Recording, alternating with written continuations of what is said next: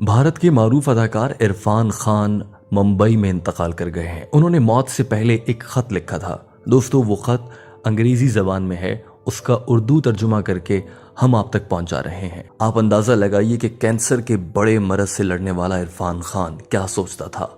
जिंदगी की बहारें, रंगीनियां, शोबिस, चकाचौंध, सब कुछ देखने वाला, दौलत, शोहरत, इज्जत अपनाने वाला आदमी जब बिस्तर मर्ग पर गया तो उसने क्या सोचा और क्या लिखा।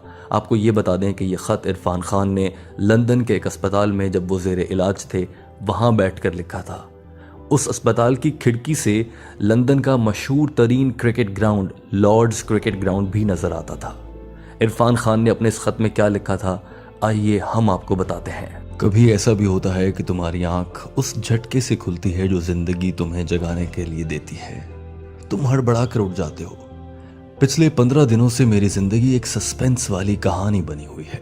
मुझे अंदाजा नहीं था कि अनोखी कहानियों का पीछा करते करते मैं खुद एक अनोखी बीमारी के पंजों में फंस जाऊंगा। अभी थोड़े दिनों पहले ही मुझे अपने न्यूरो एंडोक्राइन कैंसर के बारे में पता चला है। मुझे ये भी मालूम हुआ है कि ये एक ऐसी बीमारी है जिसके मरीज पूरी दुनिया में बहुत ही कम हैं, ना होने के बराबर। मरीज नहीं है तो उस पर तहकीक भी वैसे ही नहीं हुई जैसे होनी चाहिए थी। नतीजा क्या होगा? डॉक्टर्स के पास दूसरी बीमारियों की निस्बत इसके बारे में कम मालूमात हैं। इलाज कामयाब होगा या नहीं, ये भी सब हवा में है। और मैं बस दवाओं और तजर्बों के खेल का एक हिस्सा हूँ। ये मेरा खेल नहीं था भाई। मैं तो एक फुल स्पीड वाली बुलेट ट्रेन में सवार था। मेरे तो ख्वाब थे, कुछ काम थे जो करना थे, कुछ ख्वाहिशें थीं, कुछ टारगेट थे, कुछ तमन्नाएं थीं, आरजुएं थीं, और मैं बिल्कुल उनके दरमियान में लटका हुआ था। अब क्या होता है कि अचानक पीछे से कोई आकर मेरा कंधा थपथपाता है। मैं जो मुड़कर देखता हूं तो ये टिकट चेकर है। तुम्हारा स्टॉप आने वाला है बाबू, चलो अब नीचे उतरो। मैं एकदम परेशान हो जाता हूं। नहीं भाई मियाँ, मेरी मंजिल अभी दूर है यार। और फिर टिकट चेकर मुझे समझाने वाले अंदाज में कहता है, ना यही है स्टॉप, तो बस यही है। हो जाता है, कभी कभी ऐसा भी हो जाता है। उस अचानकपन में फंसकर मुझे समझ आ गई कि हम सब किस तरह समंदर की बेरहम लहरों के ऊपर तैरते एक छोटे से लकड़ी के टुकड़े की तरह हैं। बेयकीनी की हर बड़ी लहर के आगे हम तो बस अपने छोटे से वजूद को संभालने में लगे रहते हैं। ना इससे कम ना इससे ज्यादा। हरा समंदर, गोपी चंदर, बोल मेरी मछली, कितना पानी, इतना पानी, तो बस पानी, बेरहम पानी। वक्त की मौजों के थपेड़ों में तैरती नामालूम हस्ती और पानी। इस मुसीबत में फंसने के बाद एक दिन जब मैं डरा सहमा हुआ अस्पताल जा रहा था तो मैंने अपने बेटे से यूं ही बड़बड़ाते हुए कहा, मुझे इस वक्त अपने आप से कुछ नहीं चाहिए। हाँ, बस इतना ज़रूर कि यार इस अजाब से मैं इस तरह ना गुजरूं जैसे अब इस वक्त गुजर रहा हूँ। मुझे अपना सुकून, अपना इत्मीनान वापस चाहिए। ये जो डर, जो खौफ, जो परेशानियां मेरे कंधों पे चढ़ी बैठी हैं, मैं इन्हें उठा के फेंक देना चाहता हूँ। मैं ऐसी काबिल रहम किस्म की हौनक हालत में अब मजीद नहीं रहना चाहता। इस बीमारी का शिकार होने के बाद मेरी वाहिद ख्वाहिश यही थी। और फिर अपनी तकलीफ की तरफ मेरा ध्यान चला गया। मतलब इतने अरसे से मैं बस अपनी तकलीफ झेल रहा था, बर्दाश्त कर रहा था, दर्द की शिद्दत का एहसास कर रहा था, लेकिन इस पूरी मुद्दत में कोई भी चीज उसे खत्म नहीं कर पा रही थी। कोई हमदर्दी, प्यार भरे बोल, कोई हिम्मत बंधाने वाली बात, कुछ भी नहीं।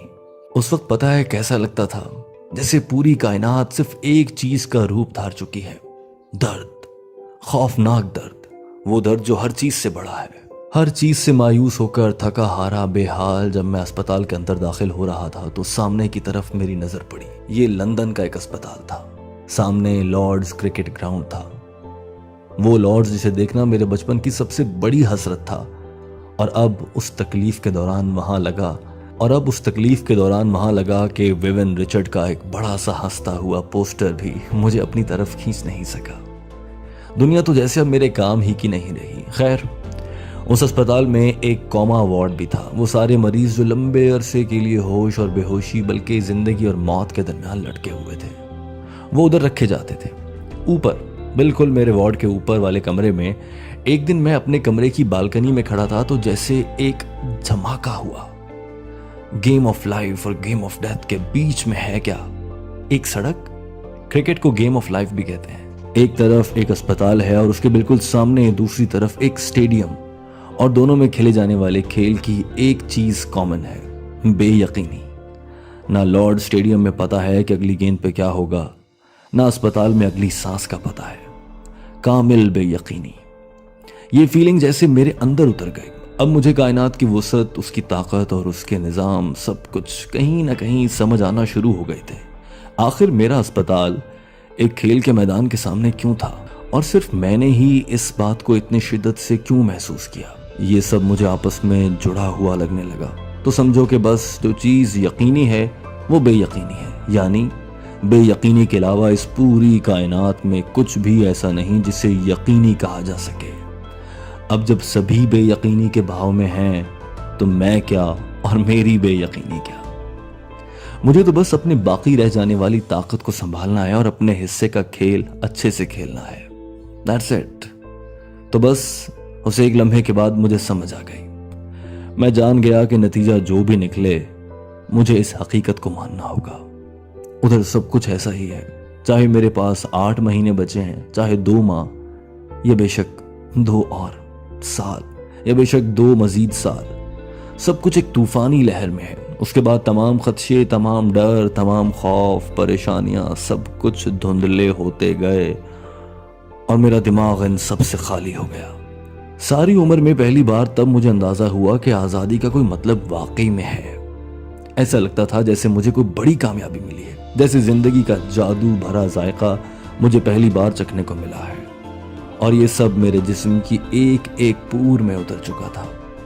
इस पूरी बीमारी के दौरान लोग मेरे लिए दुआएं करते रहे। लोग जिन्हें मैं जानता हूँ, लोग जिन्हें मैं नहीं भी जानता, वो सब मुख्तलिफ जगहों पर मुख्तलिफ औकात में मेरे लिए दुआएं करते रहे, और मुझे लगा कि उन सब की दुआएं मिल के एक हो गई। एक बड़ी सी ताकत, जिसे एक लहर की बड़ी सी मौज की ताकत होती है, वो बस रीढ़ की हड्डी से मेरे अंदर तक उतर गई और मेरी खोपड़ी के अंदर उसने अपनी जड़ें बना ली हैं।